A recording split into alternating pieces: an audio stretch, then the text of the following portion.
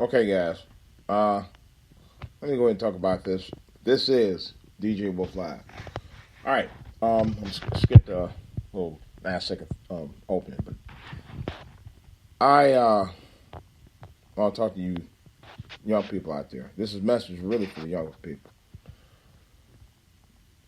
When you out here going to school, trying to make your way through the world, and learn all you can about school, and during school you have peer pressure out here, other kids trying to get you to get involved with things that you shouldn't be involved in. And you know there's a chance that you shouldn't be doing it. Sometimes it's best not to take that chance, okay? Because that's the kind of stuff that gets you into situations and consequences that you can't get out of. All right. The reason why I say that, because I know of a situation that happened to somebody recently, even though they were long had been out of school for a number of years. And that's the other thing. In some cases, you know that you were taking chances hanging out with the wrong crowds.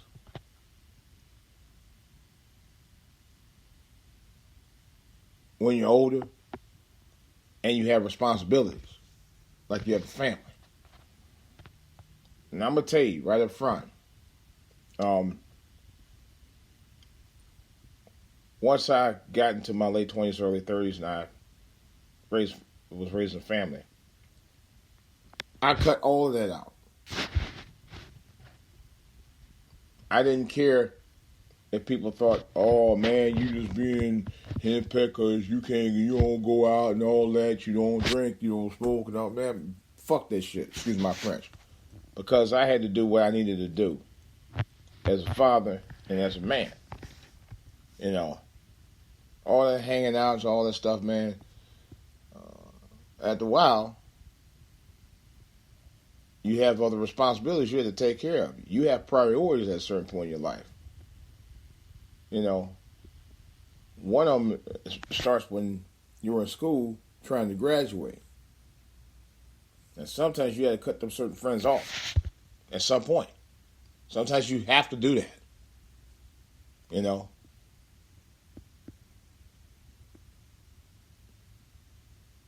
Because that's going to make a difference about your future in some cases. Some things you just ain't going to be able to do like you used to. You ain't going to be able to hang out like you used to at some point.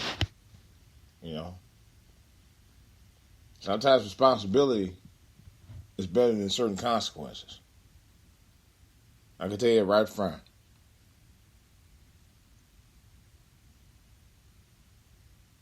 Especially from a man that dealt with that as a younger man.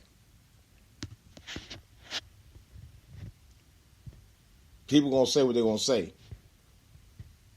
just so they can persuade you to do what they want you to do or what they think you should be doing other than the responsibilities you need to be taking care of. The very last thing you should be doing, especially when you're a family person and got kids, or you're on the cusp of getting out of high school and trying to go to a good college, is hanging out with the wrong crowd.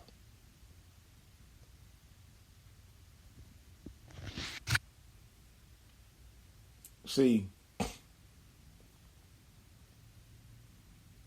when I was in high school, I hung out with a little bad crowd and I hung out with some of the good crowd.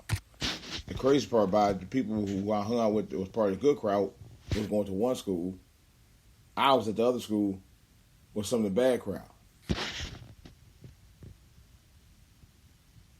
You know. And I got into a few fights myself. Almost got me suspended as a result. But I had to maintain composure.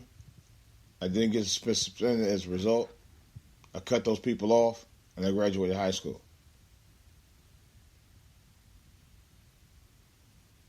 It's a sacrifice you need to make.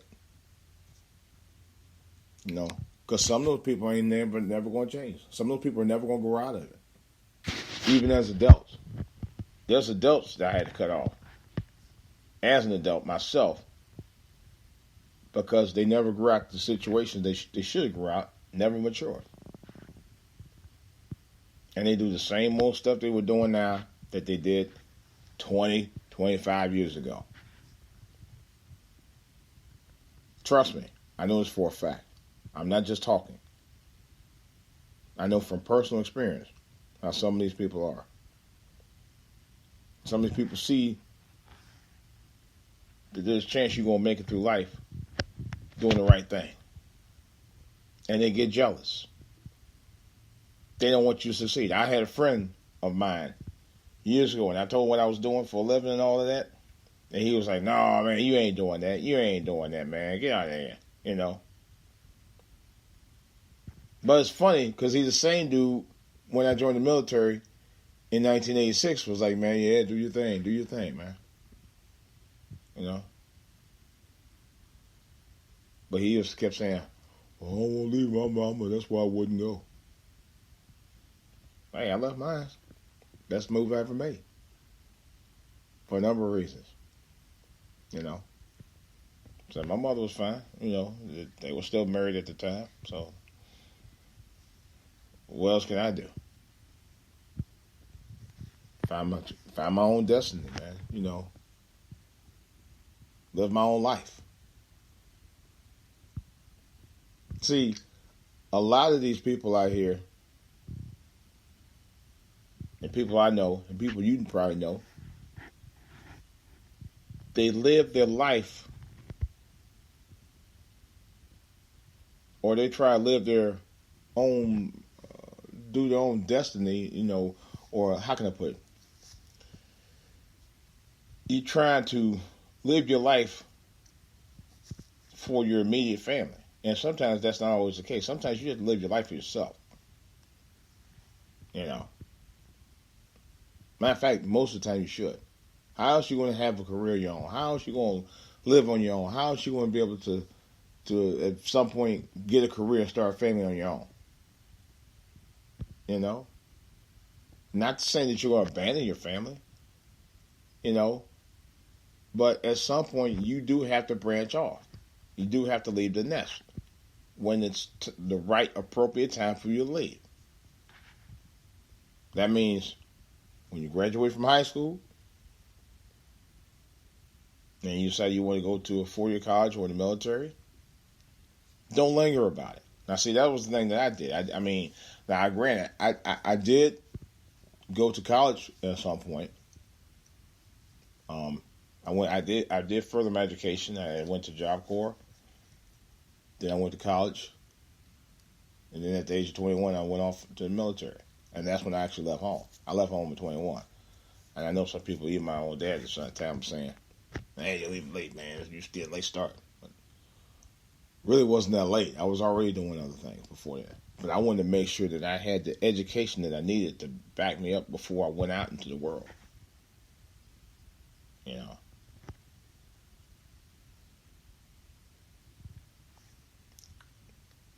I did it when the time was right, even though it was a little late. I wasn't sure about myself at the time. And I'll admit that. But I did. By the time I was 21, my goal by the time I was 21, or sometime after I was 21, I was going to leave home. You got some people never leave home. You know? Too dependent on mom all the time.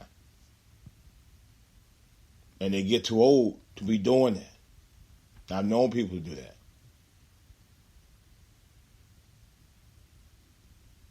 At some point, you got to leave the nest and stand on your own 2 feet.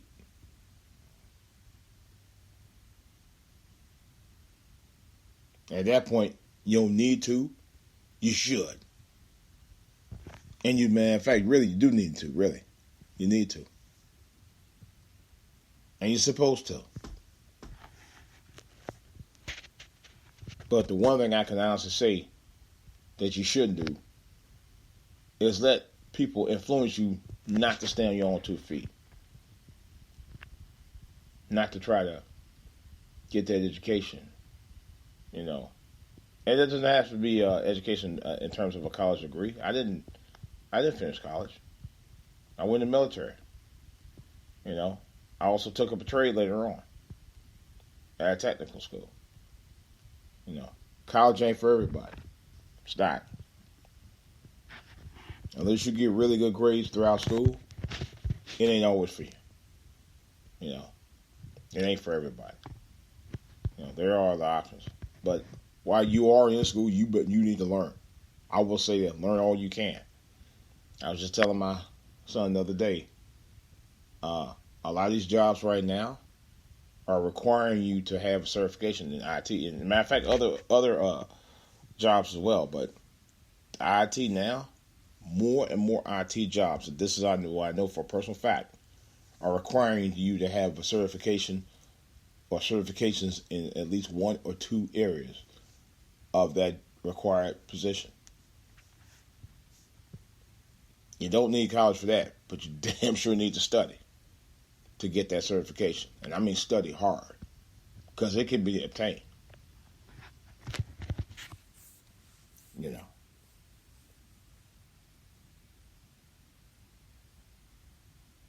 Trust me, it can.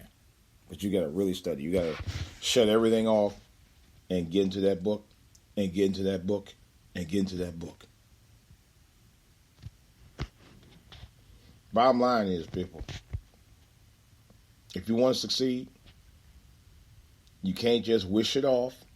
You can't just pray it up. You know, even the Bible tells you faith without work is dead. That's a fact.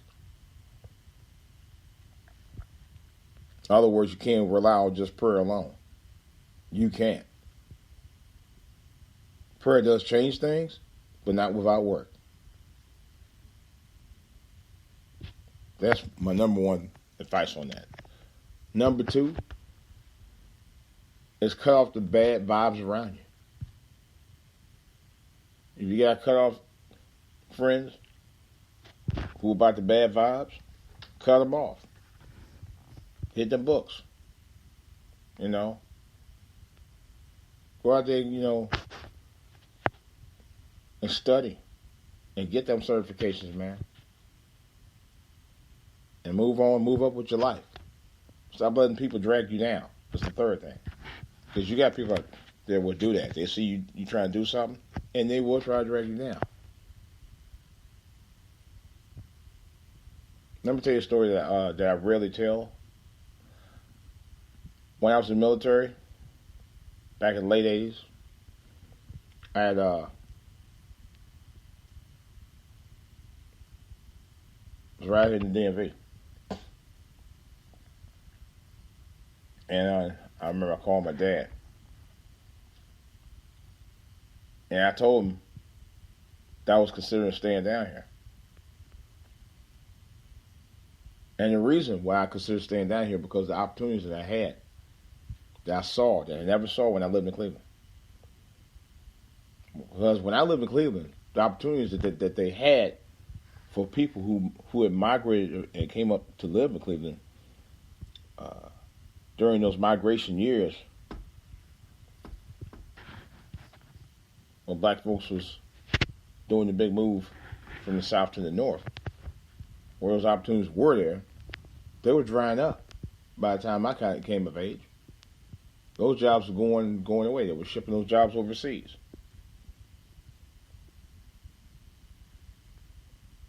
There's a Fisher body plant literally right down, almost within walking distance of where my father lived at,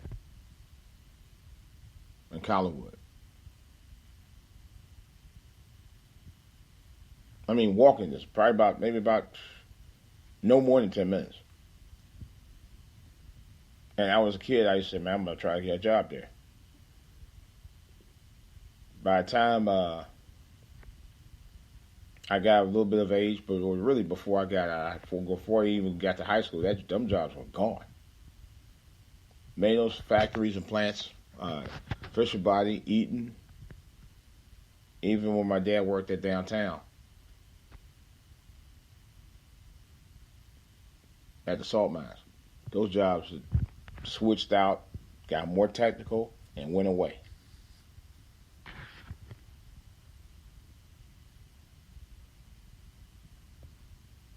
It sure did. Funny, before I get to the other problem, I tell you about what he told me when I was down here. I tried to get a job at my dad's salt plant when I was a teenager. Never got hired. Of course, got my brother down there. My brother stayed there 2 weeks and left. Thing about me, I wasn't a quitter. And I know I would have worked out down there, but unfortunately, I was never even considered.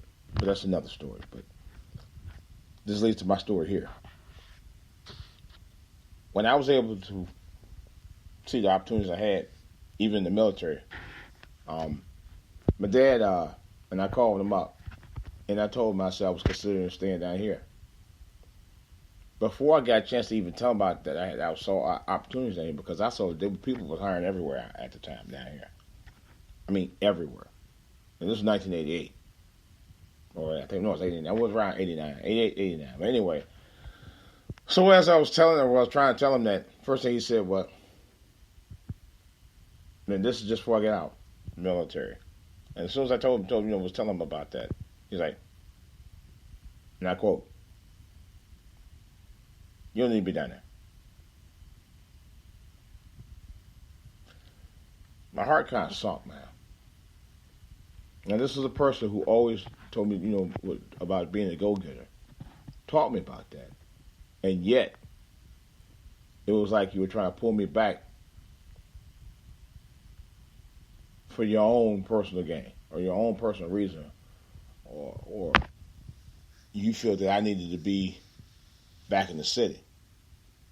I didn't need to be back in the city.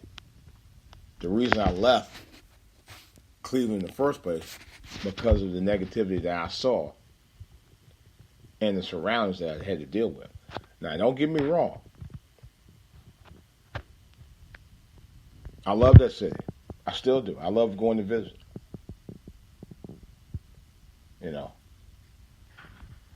I used to go every year.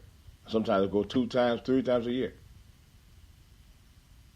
I got back up there when I got back up there.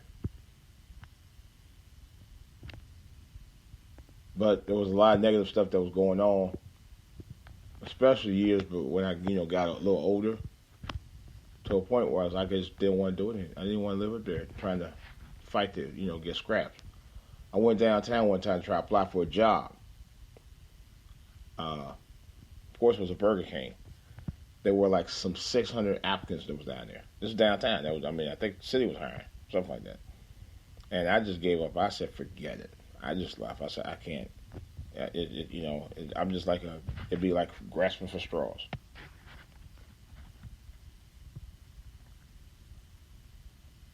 I tried to get jobs at other places too, and it just never worked out. So I was like, that's when I joined the military.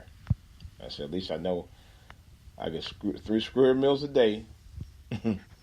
I get the training I need, and had a very good chance of getting a job when I got out, which is eventually what happened.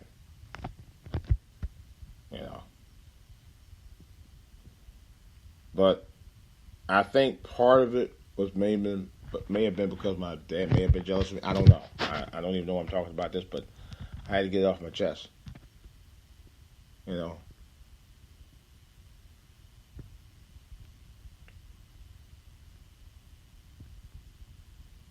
Maybe he felt there was a chance that the military was going to take me and put me out in a place where I would probably never come back.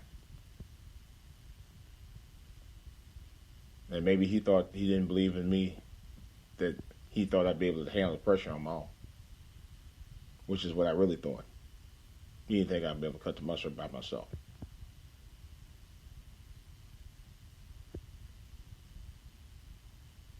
And that's the other thing. Sometimes parents have to be able to let you go at some point when you get to a certain age, and when you're ready to fly on your own, when the time is right. let you move on. That was the one thing he was not willing to do, even though he knew I was trying to do it, was to let me move on. Some people like to have control of your destiny, even though you have that right to have control of your own destiny at that point in your life, which I did. And I wasn't going to let anybody control it, not even my own dad. That's the thing you got to remember. And I told my niece that a few years ago. Don't let anyone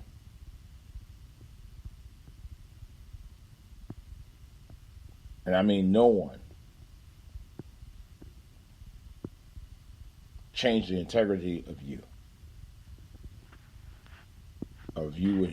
and who you are in your worth. In other words, don't let anybody try to bring down your integrity to a point where your worth would be almost worthless, or where you are to a point where you just give up on trying to do better. Because there are people out there to do that. I've been through that. I've had friends try to throw me under the bus. I've had in-laws try to throw me under the bus about that. You know, I told when I was going back to school back in the 90s, it was like, school hard. I said, well, yeah, life's hard too. That's why I'm going back to school. You know. And I will admit, those were the two toughest years of my life because I had to be away from my son for 3 days a week. I couldn't put him to bed. My wife was like, man, he don't want to go to bed. He want to stay up and wait till you get home before you go to bed and read him a story, which is what I used to do. That broke my heart. But in the long run, it paid off because I was able to move us to a better neighborhood. I was able to go to better schools. And he was able to graduate and move on to do bigger and better things in his life. He's doing pretty good right now, and that's what I'm proud of. See, we don't just strive to do better for us. Well, that's my goal, and I think that should be the goal of everybody. You don't just strive to do better for you. You strive to do better so that we can embellish that in the mindset of the next generations that are moving up from us. That's how we do better as a race. And cut out some of the mess that you dealt with when you were younger and move on with your maturity as you get older. So that you can show the generations coming up a better way to do things. That's the bottom line.